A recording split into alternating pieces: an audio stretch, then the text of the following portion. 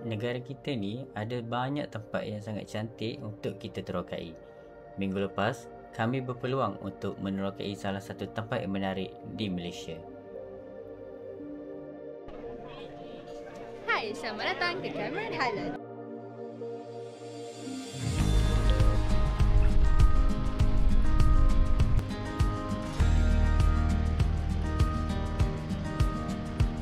So selepas 2 jam perjalanan daripada Tanjung Malim, kita dah sampai dekat Cameron Highland. So kita akan menuju ke kita punya jeep untuk kita bergerak ke Mossy Forest. So let's jom. Tu belakang Civic Merah. Apa tadi tu? Kita semua Ha.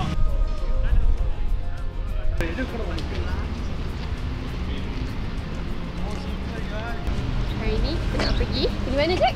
Mossy Forest.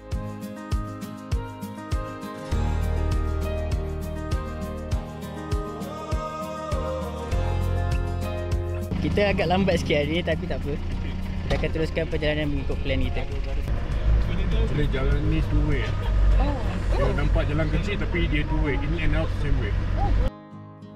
Daripada pick up point nak sampai ke Mossy Forest tu mengambil masa 20 minit je dengan menaiki jeep yang disediakan. Dah buka Sarawak belum? Boleh cakap dekat sini memang sejuk lah. Even matahari dah naik atas pun, tapi boleh rasa lagi angin sejuk dia tu macam mana.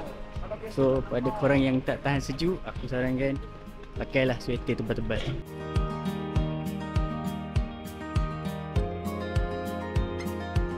Untuk masuk ke Taman Eco Rainbow Mossy Forest ni hanya perlu bayar permit RM10 je.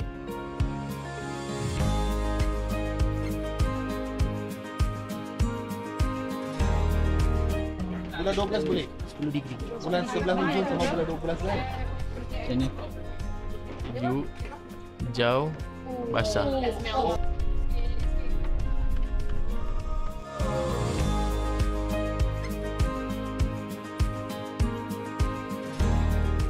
Kami ambil package yang board walking tau. Jadi sesiapa yang tak nak terlalu ekstrim tapi nak chill, relax dan enjoy the view, inilah yang sesuai untuk korang.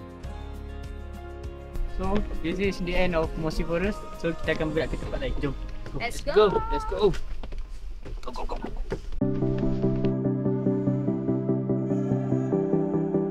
Dekat Tea Farm ni tak banyak tu aktiviti yang korang boleh buat. Tapi kalau korang nak bergambar OOTD, tempat dia memang cantik, view dia memang nice.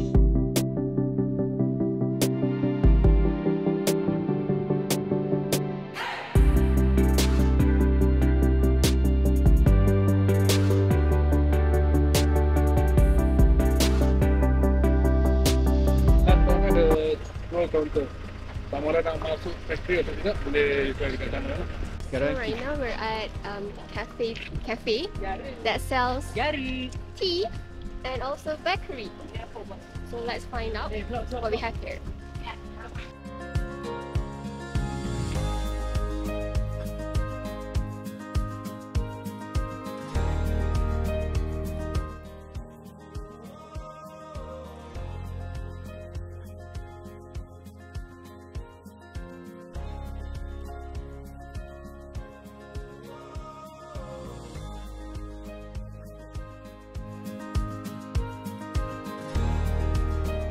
Jadi dekat cafe ni kami tak sempat pun nak makan, nak minum sebab orang memang ramai sangat. Jadi kami cuma enjoy the view je lah.